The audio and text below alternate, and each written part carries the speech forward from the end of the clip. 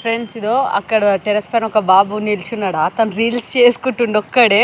పాపం ఒక half an hour నుండి చూస్తున్నాను అతనికి. అసలుకి తను ఒక్కడే ఎట్లా చేసుకుంటుండంటే మీకు చూపిస్తాను ఆగండి.